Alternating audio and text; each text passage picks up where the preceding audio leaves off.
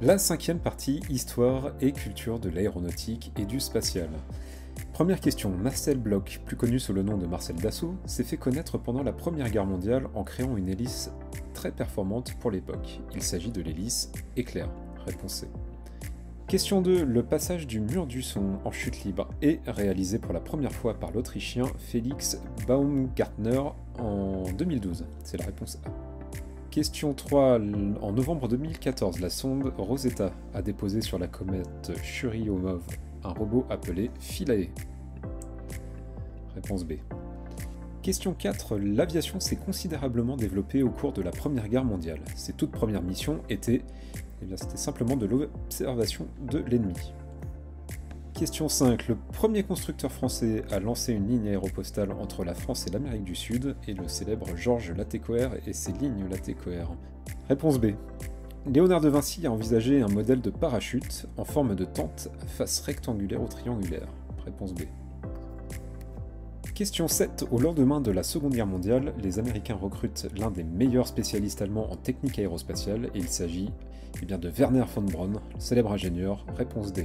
Il y a un très bon film à regarder là-dessus, je vous conseille. Question 8. En novembre 2016, le 10e spationaute français a rejoint la Station spatiale internationale, l'ISS, pour une mission de 6 mois. Il est d'ailleurs en 2018 le parrain des 50 ans du BIA, et j'ajouterai même le parrain d'ambassadeur à cette année-là. Il s'agit bien évidemment de Thomas Pesquet. Octave Chanute est un ingénieur américain d'origine française pionnier de l'aviation. Réponse C. Question 10. Parmi ces grandes figures féminines de l'aéronautique, laquelle est allée dans l'espace? Eh bien, c'est Valentina Tereshkova. Et pour information, Catherine Monouri, elle est aviatrice et sera la marraine de la promotion du BIA 2025 ambassadeur. Question 11. Dans la mythologie grecque, Icare, le fils de Dédale, s'envole avec des ailes faites de plumes et de cire. Réponse C. Question 12. Les avions qui se sont affrontés pendant la Seconde Guerre mondiale sont, c'est plutôt des Spitfire et Messerschmitt 109. Les Spad 13 et Fokker, c'est de la Première Guerre mondiale. Hurricane et Rafale, c'est très moderne. Et MiG-21 F-14, ça sonne plutôt comme Top Gun.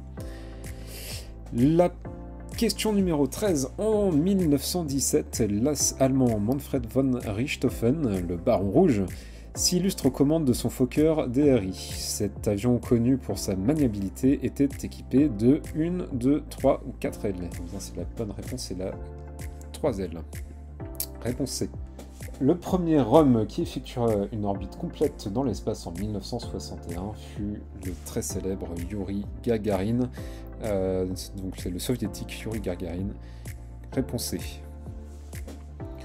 Dans les années 1930, les Allemands deviennent les leaders mondiaux de la construction des planeurs. Ce succès est dû en grande partie, c'est la réponse C, c'est l'interdiction qui leur a été imposée de constituer une aviation militaire motorisée après la guerre 14-18.